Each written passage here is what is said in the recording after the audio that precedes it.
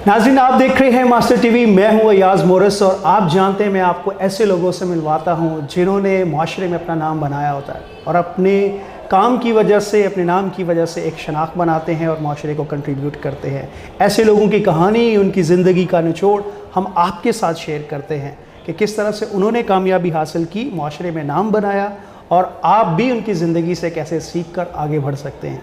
आज की शख्सियत, इल्म की बात हो, जहानत की बात हो, मैनेजमेंट की बात हो, लीडरशिप की बात हो, डिसिप्लिन की बात हो और सबसे बढ़कर एक ऐसी शख्सियत जो तमाम खसूसियात और सलाहियतों का मजमुआ है, जिनकी ज़िंदगी, जिनकी कहानी पाकिस्तान के नौजवानों के लिए और ऐसे लोगों के लिए जो कुछ बड़ा करना चाहते हैं। एक ऐसे नौजवान की कहानी जिसने बड़े ख्वाब देखे, पाक फ़ौज को ज्वाइन किया और उसमें फिर बुलंदियों को छुआ, मुल्क का नाम सफारतकारी में रोशन किया, इल्म और अदब के ज़रिए किताबें तहरीर की और पाकिस्तान और अपनी कौम और कम्युनिटी का नाम रोशन किया। और इसके साथ साथ अब वो एक ऐसे इदारे में हैं जहाँ पर वो ना सिर्फ नौजवानों को तैयार कर रहे हैं बल्कि मुल्क और कौम की सिमत को बेहतर करने के लिए भी अपना किरदार अदा कर रहे हैं। आप जानते हैं कि मैं इतना तवील इंटरव्यू नहीं देता, लेकिन आज जो शख्सियत हमारे साथ है, जिनसे मेरी शनासाई तो बहुत पहले से थी, लेकिन उनसे मुलाकातें हाल ही में हुई और ये एक सिलसिला तवील होता गया। आज का जो इंटरव्यू है ये सिर्फ इंटरव्यू नहीं है बल्कि बहुत सारी ऐसी गुफ्तगू हैं, बहुत सारे इसके एपिसोड होंगे और मैं खुशनसीब हूँ कि मुझे ये मौका मिल रहा है और मास्टर टीवी इस अपॉर्चुनिटी को आप तक लेकर आ रहा है। आज हमारे साथ मौजूद हैं major general retired Noel Israel Khokhar और उनकी ज़िंदगी की कहानी, उनकी खिदमात और उनका विज़न और उनकी सोच आपके साथ शेयर करेंगे। सर, सबसे पहले तो थैंक यू सो मच, आपने टाइम दिया। मुझे बहुत खुशी हो रही है कि हम आपके साथ आज फाइनली जो है वो इंटरव्यू कर रहे हैं। मास्टर टीवी और इसकी पूरी टीम आपका मशकूर है और आपका शुक्रिया अदा करती हूँ। वेलकम फर्स्ट ऑफ ऑल आपका एफसी कॉलेज में, सीपीपीजी में, और मुझे भी इंतहाई खुशी हुई थी आपसे मिल के जब बुक लॉन्च हुई कराची लिटरेरी फेस्टिवल में। तो आप आए, आपने इसको कवर किया और फिर आप ख़ास तौर पे उसके ऊपर मज़ीद एपिसोड्स करने के लिए आप लाहौर तशरीफ़ लाए हैं। तो मुझे बड़ी खुशी है इस बात की और आपको वेलकम करने के लिए। तो वेलकम टू सीपीपीजी और उम्मीद है कि हमारी बातचीत आगे चलेगी। Thank you so much sir. आपकी ज़िंदगी के बहुत सारे पहलू हैं, हम उन पे तो बाद में बात करेंगे, लेकिन जहाँ से सफ़र का आगाज़ हुआ तो इस कहानी का वहाँ से शुरू करते हैं। आपकी पैदाइश कहाँ हुई और इब्तदाई तालीम आपने कहाँ से हासिल की? मेरी पैदाइश लाहौर में ही हुई। यानी आप टिपिकल लाहौरी हैं? हाँ, यहीं पे मैं पैदा हुआ हूँ, यहीं पे मैं बड़ा हुआ हूँ, यहीं स्कूल गया हूँ, यहीं कॉलेज गया हूँ, ताहम उस वक़्त तक जब तक कि मैंने अपनी प्रोफेशनल ज़िंदगी नहीं शुरू की। तो लाहौर की मेरी पैदाइश है और उसके बाद मैंने सेंट एंथनीज़ हाई स्कूल, जो उस वक़्त के चंद नामवर स्कूलों में था, अब भी है लेकिन उस वक़्त स्कूल बहुत कम थे लाहौर में, और 2-3 ही नाम थे। एक सेंट एंथनीज़ का था, एक एचएसएन कॉलेज का था, उर्दू मीडियम में इस्लामिया स्कूल का नाम था, और उसके बाद कैथीड्रल स्कूल ऐड हुआ। तो चंद स्कूल थे, बहुत ज़्यादा स्कूल नहीं थे उस वक़्त, और सेंट एंथनीज़ एक बहुत बड़ा नाम था उस वक़्त। सही। तो मेरी तालीम जो है वो सेंट एंथनीज़ में क्लास 1 से ज्वाइन किया, तो जब तक कि मैंने वहाँ से अपनी तालीम मुकम्मल नहीं की तो सेंट एंथनीज़ मेरा तदरीस यहीं पर हुई। सही। तो थोड़ा सा अपने बचपन के बारे में बताइएगा। शुरू से डिसिप्लिन फोकस थे, घर का माहौल ऐसा था या वालिदैन की तरबियत ऐसी थी या किसी को इंस्पायर किया था, आइडलाइज़ किया था एजुकेशन में, और इस तरह से आप अपना जो फोकस रहा? बचपन से मेरा रुझान स्पोर्ट्स में ज़्यादा था। सही। और स्पोर्ट्स, चूँकि सेंट एंथनीज़ की स्पोर्ट्स टीम्स बहुत अच्छी थी। सही। तो मैं 2-3 स्पोर्ट्स में पार्टिसिपेट करता था, फुटबॉल में, हॉकी में और बास्केटबॉल में, और ओकेजनली बैडमिंटन टीम के अंदर भी। तो हमारा ज़्यादा वक्त जो है वो जिस तरह हम स्कूल ग्रो करता रहा, हम भी साथ ग्रो करते रहे, और उसमें जो स्पोर्ट्स कॉम्पिटिशन्स होते थे टीम सेलेक्ट होने के लिए, वो पहले इंटरसेक्शंस होते थे सेनानीज में, जो कि क्लास के जो स्कूल के आवर्स होते हैं सही। उसी के दौरान कॉम्पिटिशन्स होते थे और सारा स्कूल बैठ के देखता था। तो एक बड़ा इंस्पायरिंग सही। कंपटीशन होता था। उस कॉम्पिटिशन्स की बुनियाद के ऊपर फिर स्कूल की टीम जो है वो तश्कील जाती थी सही। और मैंने इन तीनों चीज़ों में स्कूल की टीम का हिस्सा रहा हूँ। और फिर उसके बाद ये स्कूल की टीम्स जो थी ये मुख्तलिफ लाहौर में जो कॉम्पिटिशन्स होते थे इंटर स्कूल के अंदर, उनमें पार्टिसिपेट करती थी और उसमें भी हमने पार्टिसिपेट किया। और ये एक ऐसा रुझान था कि जिसमें तालीम के साथ साथ स्पोर्ट्स सही के ऊपर भी मेरी उतनी ही तवज्जो रही। सही। सो आपने पाकिस्तान आर्मी ज्वाइन की, ये फ़ैसला आपका अपना था, शौक़ था, पैशन था, फैमिली में किसी को देखा था? ये रुझान जो है वो कैसे परस्यू किया आपने? जब मैट्रिक ख़त्म किया हमने तो उसके बाद फिर मैंने एफसी कॉलेज में दाखिला लिया। तो एफसी कॉलेज मैंने ज्वाइन किया और यहाँ पे मैं प्री इंजीनियरिंग में पढ़ रहा था।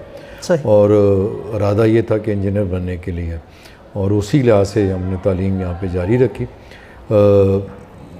फ़ौज ज्वाइन करने का जो फ़ैसला किया वो फ़ैसला मेरा अपना था और उसके लिए बहुत सारे उस वक़्त जब आप एक यंग एस्पायरिंग स्टूडेंट होते हैं तो बहुत सारी राहें होती हैं आपके सामने जिनको आप देखते हैं, जिनको आप उनका जायज़ा लेते हैं। और उस वक्त के लिहाज से ये भी एक फ़ौज का एक बड़ा इंस्पायरिंग और बड़ा अच्छा रास्ता नज़र आता था, कैरियर था जिसमें आप शामिल हो सकते हैं और आगे प्रोग्रेस कर सकते हैं। तो इसमें यहीं पर ही एफसी कॉलेज में फिर मैंने जब ख़त्म किया तो फ़ैसला किया कि इसके बाद फ़ौज ज्वाइन की जाए और फिर मैंने फ़ौज ज्वाइन की। सही। और you are one of the highest rank Christian officer और बड़ी आपकी अचीवमेंट्स हैं। सो आर्मी का सफ़र कैसा रहा? ये क्या सिलेक्शन और उसके बाद फिर कैसा प्रोसेस रहा? कौन कौन सी आपने रैंकिंग कैसे की और ये इसके बारे में थोड़ा सा बताइएगा प्लीज़। मेरी फैमिली में काफ़ी लोग थे जो पहले फ़ौज में सर्व कर चुके थे, इसलिए थोड़ी शनाख्त थी कि फ़ौज क्या है। सही। जब फ़ौज ज्वाइन की है हमने तो उसके बाद से जो आपने सवाल किया है उसके अंदर तो ऐसे है कि ये 40 साल का सफ़र है। सही। तो 40 साल का सफ़र जो है वो 40 मिनट में तो मुश्किल हो जाएगा उसको कवर लेकिन करना। हम कुछ हाइलाइट्स उसकी जो है हाइलाइट्स ये है कि देखें, जब आप कोई भी शख्स किसी भी ऐसी जगह पे ज्वाइन करता है तो पहला मरहला तो ट्रेनिंग का बिल्कुल सही। और वो ट्रेनिंग आपको मौका मिलता है बहुत अच्छे स्कूल इंस्टीट्यूशन में जो कि पाकिस्तान आर्मी का बड़ा प्रीमियर इंस्टीट्यूशन है, पाकिस्तान मिलिट्री एकेडमी। और उस वक़्त नई उसके साथ इंस्टीट्यूशन बना था जूनियर कैडेट बटालियन। तो वो एक दोनों में मुझे ट्रेनिंग हासिल करने का मौका मिला और उस ट्रेनिंग के अंदर आप हर तरह से अपने आप को तैयार करते हैं ताकि फ़ौज में सर्व कर सकें। और फिज़िकल फिटनेस, एजुकेशन, एक मुल्क के बारे में जानना, दुनिया के बारे में समझना और दोस्तों के साथ कैसे इंटरेक्ट करना है, सोशलाइजेशन कैसे है और कैसे आप अपने आप को कंडक्ट करते हैं सोसाइटी में। तो एक बड़ी जामे वो ट्रेनिंग होती है और उस ट्रेनिंग में भरपूर हिस्सा लिया और भरपूर तरीके से मैंने उसको एंजॉय किया और उसको बोझ नहीं समझा बल्कि उसको अच्छे तरीके से एंजॉय किया और उसको फिर कंप्लीट किया। तो ये 4 साल का ज़िंदगी का पहला अरसा तो वहाँ पे गुजरा। लोकेशन बड़ी अच्छी थी उस वक़्त, एबटाबाद बहुत कम लोग जाते थे और खूबसूरत भी था, पोल्यूशन नहीं थी, आबादी कम थी उस वक़्त और उस लिहाज से वो एक बड़ा पुरफ़ज़ा मकाम था। और जब भी मौका मिलता तो इर्द गिर्द जितने भी उसके आपके पहाड़ हैं, जो रिज़ॉर्ट्स हैं, उनको भी विज़िट करने के लिए आप कोशिश करते कि चले जाएं, उसको देखें। तो एक अच्छा ओवरऑल टाइम वहाँ पे गुजरा। सही। एंड देन उसके बाद फिर आपकी प्रमोशन हुई, किन किन आपने उसमें सर्व किया, वो कैसे स्टेजेस क्या है हमारे जो व्यूअर्स हैं उनके लिए कॉमन मैन। एंड स्पेशली मैं इसलिए पूछ रहा हूँ क्योंकि आपका जिस तरह का करियर है एज अ आर्मी ऑफिसर आपने जो सर्व किया, it's very inspiring for young Christian officer और या जो ऐसे लोग जो नौजवान जो आर्म फोर्स को ज्वाइन करना चाहते हैं। सो इसलिए मैं चाहता हूँ कि वो जो लेमैन लैंग्वेज है उसमें आप जो है वो अपना ये सफ़र है वो ज़रूर प्लीज़ बताइए। जब आप ट्रेनिंग मुकम्मल करते हैं पाकिस्तान मिलिट्री एकेडमी में वो आपकी पासिंग आउट होती है। राइट। वो पासिंग आउट के बाद आपको अपनी जो यूनिट्स हैं वो एलोकेट होती हैं जिसमें आपने ज्वाइन करना है। आर्म कौन सी है, यूनिट कौन सी है। मैंने प्रेफर किया ज्वाइन करने के लिए आर्टिलरी को, और मैंने जो यूनिट सेलेक्ट की वो एक पाकिस्तान आर्टिलरी की बड़ी माया नाज यूनिट थी और अभी भी है। और उस यूनिट उस वक़्त एक एस्पिरेशन थी उस यूनिट को ज्वाइन करने के लिए, और उसको ज्वाइन किया। और उसको मैंने जब कमीशन लेने के बाद मैं सियालकोट में यूनिट उस वक्त लोकेटेड थी, तो वहाँ उसको ज्वाइन किया। और यूनिट ने भरपूर शुरू के 5 साल जो है उसमें हमने यूनिट में काम किया, बाकी यूनिट ऑफिसर्स के साथ, जवानों के साथ, हर तरह के साथ लोगों के साथ। और उस एक फॉर्मेटिव स्टेज होती है आपकी इनिशियली, उस फॉर्मेटिव स्टेज के अंदर आप बहुत सारी चीज़ें जो आपने ट्रेनिंग में सीखी होती हैं उनको प्रैक्टिकली अप्लाई करना सीखते हैं, और एक मुख्तलिफ एनवायरनमेंट्स में आप उनको अप्लाई करते हैं।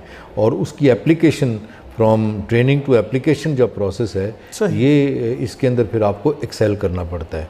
ये नहीं कि जो आपने वहाँ सीखा और यहाँ आए और भूल गए और नए तरीके से किया, बल्कि जो सीखा है उसको कैरी फॉरवर्ड करें और उसको अच्छे तरीके के साथ अप्लाई करें और सोच समझ के उसको अच्छे तरीके से अप्लाई करें। और इसमें जनरली फॉर्मेटिव जो ईयर्स होते हैं यूनिट्स के अंदर, इसके अंदर 2-3 चीज़ें चलती हैं। एक तो आपको एजुकेशन का सिलसिला जारी रहता है जिसमें ट्रेनिंग और एजुकेशन का, और प्रोफेशनल मिलिट्री एजुकेशन में आपको अपने कोर्सेज़ करने पड़ते हैं 3-4, जिसमें आपको पता लगता है कि आपने जिस आर्म को, जिस यूनिट को ज्वाइन किया है उसकी स्पेशलिटीज़ क्या हैं, और उसके अंदर फिर आपको मास्टर करना होता है। तो इसके लिए आपके, और आर्टिलरी आर्म का जो घर है वो नौशहरा में है, और तो उस जगह पे आप जाके बेसिक कोर्सेज करने पड़ते हैं, वो किए। उसके बाद इन्फेंट्री के कोर्सेज कोयटा में किए, और वो मुकम्मल करने के बाद फिर अब उनकी भी जो आपने ट्रेनिंग हासिल की होती है PMA में, जो आपने कोर्सेज किए होते हैं, और फिर वो लगातार आप उनको यूनिट में जब आप काम करते हैं मुख्तलिफ़ चीज़ों में, रूटीन काम के अंदर, फील्ड एक्सरसाइजेस के अंदर, कोई ख़ास स्पेसिफिक टास्क्स मिले हैं तो उनके अंदर, तो आप सब उनको अप्लाई करते हैं। तो वो जो एप्लीकेशन का स्टेज है वो इनिशियली 5 साल का मेरा यूनिट के साथ सियालकोट में गुजरा। सही, बहुत ज़बरदस्त। उसके आगे का सफ़र, क्योंकि ये बड़ा इंटरेस्टिंग लगता है, वो बहुत एक्सटेंसिव किस्म की ट्रेनिंग है, और डेफिनेटली इसके बाद इंसान के पास जो है बहुत सारी अपॉर्चुनिटीज़ होती हैं लर्न करने की। तो फिर देन आपके रैंक्स जो हैं वो कैसे बढ़े, क्योंकि ये बड़ा आपका लंबा सफ़र है। फिर हम ये भी आपसे पूछेंगे कि वॉर जो आप उसमें पार्टिसिपेट किया वो कैसा एक्सपीरियंस था, और एक लेमैन कैसे देखता है, और एक आर्म फोर्स जो शख्स है वो किसको कैसे देखता है। जो आर्मी की ओवरऑल ग्रूमिंग का सिस्टम है अपने ऑफिसर्स के लिए, वो बड़ा एक जामे है और बड़े अच्छे तरीके से इसको तश्कील दिया गया है। उसमें आपको जब आप यूनिट्स में आप फाउंडेशनल लेयर्स अपने पूरे करते हैं, तो उसके बाद उसमें आपको मौका मिलता है,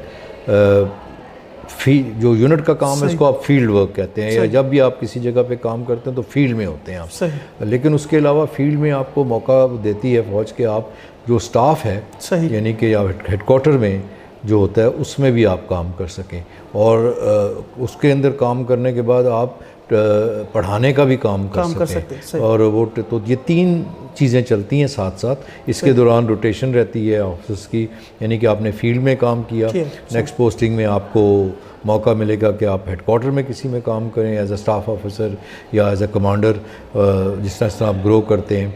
और फिर आपको मौका मिलता है कि आप किसी ट्रेनिंग इंस्टीट्यूट में जाएं और जो आपने वहाँ पे सीखा था, खुद ट्रेनिंग हासिल की थी, उससे वो उसी ट्रेनिंग को आप आगे अपने यंग स्टूडेंट्स को, ऑफिसर्स को वो इम्पार्ट कर सकें। तो जब मेरी यहाँ पे फाउंडेशनल ईयर्स 5 साल मुकम्मल हुए, तो फिर मेरी पोस्टिंग इसी लिहाज से स्टाफ पर आई, और स्टाफ में मैं उस वक्त पोस्ट हुआ था GSO3, जिसको कहते हैं ग्रेड 3 इंटेलिजेंस ऑफिसर, एक ब्रिगेड हेडक्वार्टर में, और ब्रिगेड इन्फेंट्री ब्रिगेड था उसका नाम। वो 70 ब्रिगेड उस वक्त खुजदार में लोकेटेड था, बलूचिस्तान में। तो एक तरफ पंजाब में आप सर्व किया, तो अगली जो आपकी आर्मी के सिस्टम के मुताबिक रोटेशन होती है, वो आप किसी और जगह पे, किसी नए सूबे में, किसी नई एनवायरनमेंट में उनको चीज़ों को लेके जाते हैं कि ताकि आपका तजर्बा वसी से वसी हो सके। तो मैंने वहाँ ज्वाइन किया, और वहाँ पे मैंने हेडकोार्टर्स में काम किया अपने कमांडर के साथ। वो ग्रेड 3 का काम पर्सनली कमांडर के साथ होता है, उसका BM को भी असिस्ट करता है, ब्रिगेड मेजर को, बट कमांडर को साथ वो चलता है, प्रोग्राम उसका कैरी करता है इम्प्लीमेंट करने के लिए। तो वहाँ पे उसको मैंने अपने 2.5-3 साल वहाँ गुजारे हैं। और खुद बलूचिस्तान उस वक़्त एक टेस्टिंग एनवायरनमेंट था, क्योंकि उस वक़्त तक वहाँ पे फ़ौज बहुत ज़्यादा डिप्लॉयड नहीं थी। तो ये पूरे बलूचिस्तान में साउथ में जो झालावान कहलाता है एरिया, बलूचिस्तान का झालावान कोयटा से नीचे नीचे कराची तक और तुर्बत तक, इसमें टोटल एक ब्रिगेड था उस वक़्त होता था। तो इस एक ब्रिगेड जो था उसको काफ़ी जिम्मेदारियां थी, काफ़ी वसी ट्रैवल करना पड़ता था, काफ़ी लोगों के साथ मिलना पड़ता था। तो वो एक बड़ा अच्छा प्रोफेशनली रिवॉर्डिंग टाइम मेरा वहाँ पे इस अपॉइंटमेंट पे गुजरा। बिल्कुल सही। और ये सिलसिला इसी तरह से चलता रहा मुख्तलिफ उसका आगे? जी हाँ, उसके बाद फिर ये होता है कि आप जब अपने यहाँ पे टाइम पूरा करते हैं एक टेन्योर का एज अ स्टाफ ऑफिसर्स, तो फिर या आप दोबारा अपनी फील्ड में जाते हैं। तो वापस यूनिट को ज्वाइन किया। यूनिट को ज्वाइन करने के बाद आपने साथ साथ फिर इंस्ट्रक्शन के अपॉइंटमेंट का वो मिलता है तरीका। तो उसमें मुझे मौका मिला कि मैं पाकिस्तान मिलिट्री एकेडमी में as instructor, as a platoon commander जा सकूं। तो वो उसका एक सिलेक्शन का प्रोसेस होता है, उसमें हम जाके तो सिलेक्शन में तो मैं उसमें compete किया और मैं सिलेक्ट हुआ। और उसके बाद फिर मैं यूनिट में 2 साल गुजारने के बाद मैं इंस्ट्रक्शनल अपॉइंटमेंट, जिसको आप as a platoon commander Pakistan military academy मैंने ज्वाइन की। तो वहाँ पे 1-2 साल गुजारे, जो वहाँ पे हमने खुद ट्रेनिंग हासिल की थी, तो वही ट्रेनिंग हम फिर आगे दे सकें। कितना तो फख्र महसूस होता है सर, वो बड़ी प्राइज्ड अपॉइंटमेंट होती है प्लून कमांडर जाना अपने ही पाकिस्तान मिलिट्री एकेडमी में, और बड़ी फ़ख्र की बात होती है, इसीलिए इसको बड़ी प्राइज्ड अपॉइंटमेंट कहा जाता है उसको। सही। तो ये फिर सिलसिला कैसे रहा जो आगे बढ़ा, और आपका जो रैंक है, you are one of the few Christian जो है वो आम ऑफिसर जिनको इतना हाई रैंक्स मिला। तो ये इसके हवाले से बताया, क्या इसकी लेयर्स हैं और किस तरह से जो है वो रैंक्स होते हैं, और ये कैसे जो है वो अब अचीवमेंट, आपकी अचीवमेंट जो है वो कम्युनिटी के लिए कितना जो है फ़ख्र का सबब है? जब मैंने यूनिट ज्वाइन की तो एक एज अ सेकेंड लेफ्टिनेंट आप ज्वाइन करते हैं। सही। कुछ चंद माह के बाद आपकी प्रमोशन होती है एज ए लेफ्टिनेंट। तो एज ए लेफ्टिनेंट आप 1-2 साल गुजारते हैं। जब आप मैच्योर होते हैं तो आपकी प्रमोशन होती है कैप्टन की। तो मैं यूनिट में सेकंड लेफ्टिनेंट ज्वाइन किया, लेफ्टिनेंट प्रमोट हुआ, कैप्टन प्रमोट हुआ, और कैप्टन के तौर पे फिर मैंने 70 ब्रिगेड में एज ए G3 ज्वाइन किया, और कैप्टन के तौर पे दोबारा यूनिट में सर्व किया।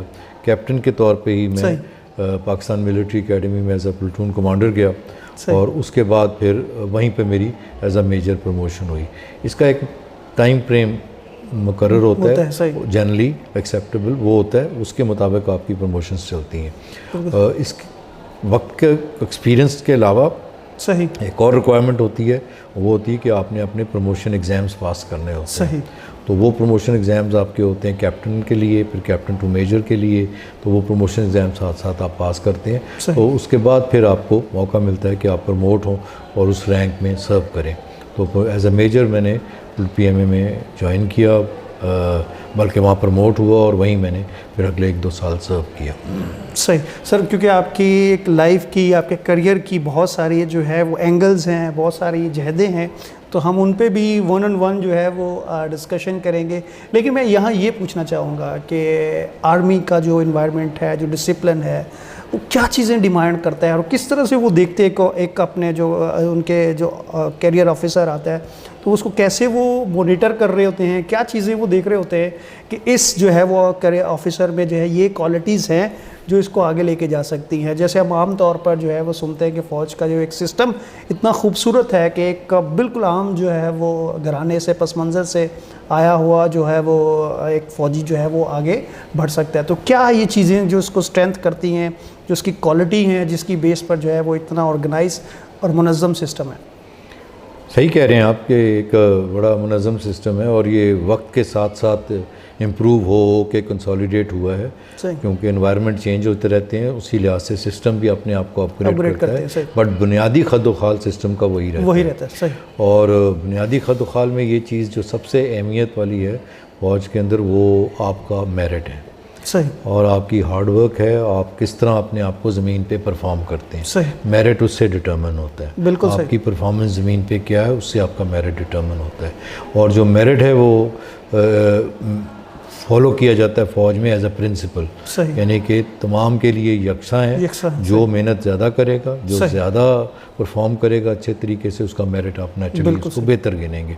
और उसके लिए आपके रिपोर्टिंग सिस्टम होता है, एक तश्कील दिया हुआ जिसके ज़रिए आपके कमांडिंग ऑफिसर्स या ऊपर ब्रिगेड कमांडर, एक नहीं 2-3 लोग आपको देख रहे होते हैं जो आप पे कमेंट करते हैं, ताकि ये नहीं कि एक ने किया तो वो अगर गलत किसी ने कर दिया तो आपके पास उसको बैलेंस आउट करने का मौका नहीं है। तो बड़ा एक अच्छा सिस्टम है क्योंकि ज़्यादा लोग 2-3 लोग आप पे कमेंट कर रहे होते हैं। तो ये सिस्टम है, इसके ज़रिए आप ग्रो करते हैं। दूसरा, इसी के अंदर जो प्रोफेशनल कॉम्पिटेंस को एक्सेप्ट करती है फ़ौज, जो आपने कहा कि इरिस्पेक्टिव आपका बैकग्राउंड क्या है, कहाँ से आए हैं, वो प्रोफेशनल कॉम्पिटेंस ही मेयार है। सही। अगर आप प्रोफेशनली कॉम्पिटेंट हैं तो वही आपकी आगे तरक्की का, आगे बढ़ने का मेयार है।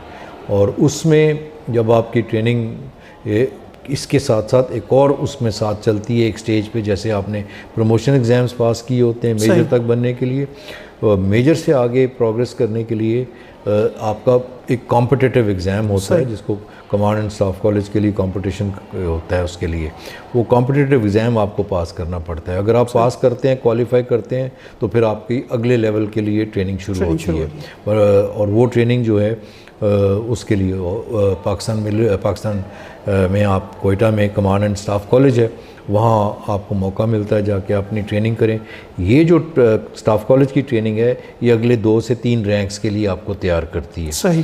तो वो मैं जब पीएमए में था तो पीएमए में फिर साथ साथ काम भी कर रहे थे और साथ साथ इसकी ट्रेनिंग भी तैयारी भी कर रहे थे इस कॉम्पिटिटिव एग्ज़ाम की। तो जब तक मैंने वहाँ पे अपना टेन्योर मुकम्मल किया तो मैंने इस कॉम्पिटिटिव एग्ज़ाम में हिस्सा लिया और उसको मैंने क्वालिफाई किया और अच्छे तरीके से किया। तो मुझे फिर मौका मिला कि कोयटा जाके ट्रेनिंग कर सकूँ। तो 1 साल की वो ट्रेनिंग होती है, वहाँ पे आप पिचअप होते हैं। और ये जो एग्ज़ाम होता है, क्योंकि वहाँ पे सीट्स लिमिटेड होती हैं, तो लिमिटेड लोगों को मौका मिलता है जो क्वालिफाई करते हैं स्टाफ कॉलेज जाते हैं। और स्टाफ कॉलेज में फिर आपकी साल की ट्रेनिंग है, उस ट्रेनिंग के अंदर आप कैसे परफॉर्म करते हैं, कंपटीशन है आपका बाकियों के साथ, और वो अगर आप अच्छा परफॉर्म करते हैं तो आपको आगे बढ़ने का उतना ही मौका मिलता है। और जब मैंने पीएमए को अपनी ख़त्म की अपने टेन्योर, तो उसके बाद स्टाफ कॉलेज गया, वहाँ मैंने अपना किया कोर्स किया, इसको अच्छे तरीके से उसको किया और फिर उसके बाद फिर आगे बढ़ने का और मुख्तलिफ अपॉइंटमेंट्स करने का मौका मिलता है। जो सबसे बड़ा इस कोर्स के बाद आपको मौका मिलता है वो ये है कि जिस तरह एक कैप्टन के तौर पे आपने एक हेडक्वार्टर में सर्व किया होता है एज अ ग्रेड 3, अगर आप ये स्टाफ कोर्स अच्छा करते हैं तो आपको उससे बड़े ब्रिगेड हेडक्वार्टर में, उसी हेडक्वार्टर में या बड़े हेडक्वार्टर में मौका मिलता है एज ए स्टाफ अफसर काम करने के लिए। तो उसके बाद मुझे मौका मिला कि मैं एक हेडक्वार्टर में ब्रिगेड मेजर कर सकूं। ब्रिगेड मेजर जो है एक ब्रिगेड हेडक्वार्टर को कमांडर के बिहाफ पे चलाता है। उसमें 3, 4, 5 यूनिट्स होती हैं, उसको वो एडमिनिस्टर करने में, उनको डायरेक्ट करने में कमांडर की अपनी मावनत करता है। तो वो उसको मुझे इसके बाद मौका मिला करने का एज अ मेजर। सही सर, मैं 2 सवाल आप इसी हम एपिसोड में आपसे पूछेंगे एंड देन फिर कुछ चीज़ें हम नेक्स्ट एपिसोड में जाएंगे। पहला सवाल ये है कि जो हम बात कर रहे थे आपकी इसमें कि जो आपकी अचीवमेंट्स है इस आपके इस आर्मी के करियर में, वो आप क्या समझते हैं, वो कौन कौन सी हैं जो हमारी जो है व्यूअर्स को पता होनी चाहिए? और दूसरा मैं सवाल जो इसी से रिलेटेड है वो ये पूछना चाहूँगा, क्योंकि आपसे ये पहले भी बुक लॉन्च सेरेमनी में भी पूछा गया था कि क्या फ़ौज में एज अ जो हम रिलीजियस मिनॉरिटी के जो व्यूअर्स हैं हमारे वो देख रहे हैं, क्या जो आम तौर पर हम देखा जाता है, सुना जाता है कि मुख्तलिफ दीगर शोबों में जो उनके साथ डिस्क्रिमिनेशन होती है नाम की बुनियाद पर, मज़हब की बुनियाद पर, क्या आर्म फोर्स में ऐसा तासुर, ऐसी कोई चीज़ पाई जाती है या प्योरली मेरिट है कि वो जो बच्चे देख रहे हैं वो अपने जहन में जो इधर उधर की सुनी हुई चीज़ें हैं उसको निकाल सकें? हाँ, ये बड़ी अहम सवाल आपने किया है इसके ऊपर, और बहुत इसकी अहमियत भी है और इसके बारे में मुख्तलिफ परसेप्शंस भी हैं लोगों के जहन में। लेकिन मेरा इस पर यंग लोगों के लिए जो जिस भी गवर्नमेंट नॉन गवर्नमेंटल करियर में जाना चाहते हैं, एक चीज़ मैं वाज़े करना चाहूँगा कि जब आप क्रिश्चियन कम्युनिटी के या किसी और माइनॉरिटी कम्युनिटी के लोगों को देखते हैं जिन्होंने अपनी अपनी फील्ड में एक्सेल किया है, और बहुत लोगों ने किया है, हमारे से पहले बहुत मिसालें हैं, उन्होंने बहुत एक्सेल किया। जुडिशरी ले लें आप, उसमें बहुत सारे एजुकेशन है, स्पोर्ट्स सब जगह, तो उसमें आप एक्सेल तब करते हैं कि आप बाकियों से बेहतर होते हैं। बिल्कुल सही। और बेहतर तब होते हैं जब आप ज़्यादा मेहनत और ज़्यादा फोकस रखते हैं अपने काम के ऊपर। तो यही दो चीज़ें हैं जो फ़ौज भी आपसे डिमांड करती है कि आप अपने मेयार को मेंटेन रखें, अपना काम पे फोकस करें और बाकियों से काम अपना बेहतर करें। तो मैंने इतने सालों में, जब तक कि मैंने आपको स्टोरी सुनाई है ये, उस वक्त तक के लिए तो जो वक्त गुजरा था, मुझे इसमें कोई ऐसी चीज़ देखने में नहीं मिली कि किसी ने मुझसे कोई तौसब किया हो, किसी ने मुझे कहा हो कि ये काम नहीं हो सकता, ये कुछ नहीं हो सकता।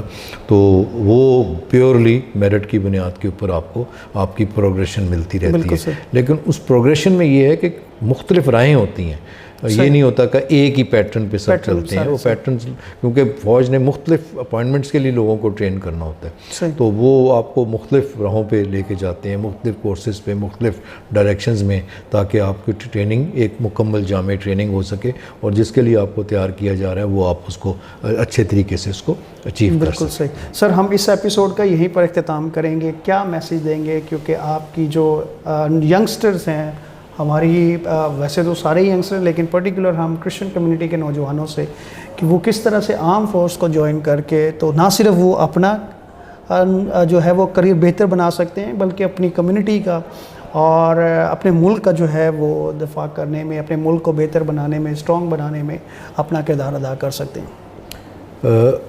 आर्म फोर्सेस में सर्व करना किसी भी मुल्क में दुनिया आप नज़र मारेंगे पूरी दुनिया में, तो एक बड़े फ़ख्र की बात बिल्कुल सही, और एक बड़ा रिस्पेक्टेड प्रोफेशन है।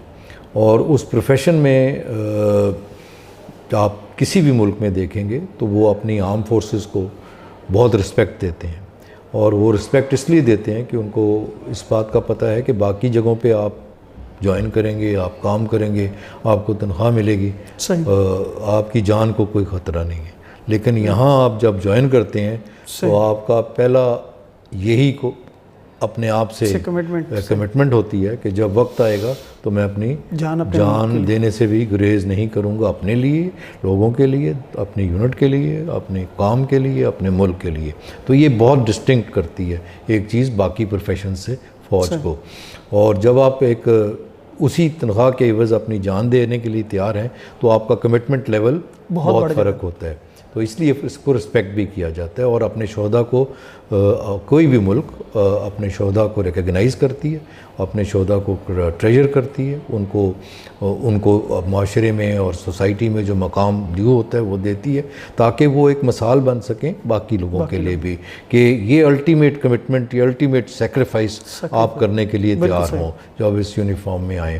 तो जहाँ मैंने बात शुरू की थी नेक्स्ट जनरेशन के लिहाज से, उसमें सबसे इम्पॉर्टेंट चीज़ ये है कि आपको अपने काम में एक्सेल करना पड़ेगा, और अगर आप एक्सेल करेंगे तो कोई भी डिपार्टमेंट, कोई भी पाकिस्तान में इदारा आपको रोकेगा नहीं। और हमने जो एग्ज़ाम्पल्स दी हैं, बनाई हैं, बात की है, उसमें एग्ज़ाम्पल्स के अंदर ये बात नुमाया है कि वो बाकी और भी लोग होंगे, लेकिन वो क्यों एक्सेल किया, उनको भी आप स्टडी करेंगे तो आप देखेंगे कि वो सब अपने में आपको मेहनत के साथ वो एक्सेल करते हैं, और मेरिट जो है वो तमाम डिपार्टमेंट्स उसको ज़रूर फॉलो करते हैं। कोई अगर इंडिविजुअल किस्सा सामने लाया जाता है कि जी यहाँ पे ज़्यादती हुई है या यहाँ किया, लेकिन उसकी तहकीक नहीं हो सकती। हो सकता है कि उसके पीछे किसी फ़र्द का भी नुकसान कोई हो, मेरा मतलब कि फ़र्द की भी कोई गलती हो, वो भी देखनी पड़ चाहिए उसके अंदर। लेकिन अगर आपको अपनी जो सबसे इम्पॉर्टेंट चीज़ है नेक्स्ट जनरेशन के लिए, कि अगर आपको अपने आप पे बिलीफ है, और अगर आप अपने आप पे आपको कॉन्फिडेंस है कि मैं ये कर सकता हूँ और मुश्किल से मुश्किल काम कर सकता हूँ, तो दुनिया की कोई चीज़ नहीं आपको रोक सकता। बिल्कुल सही। Thank you so much sir.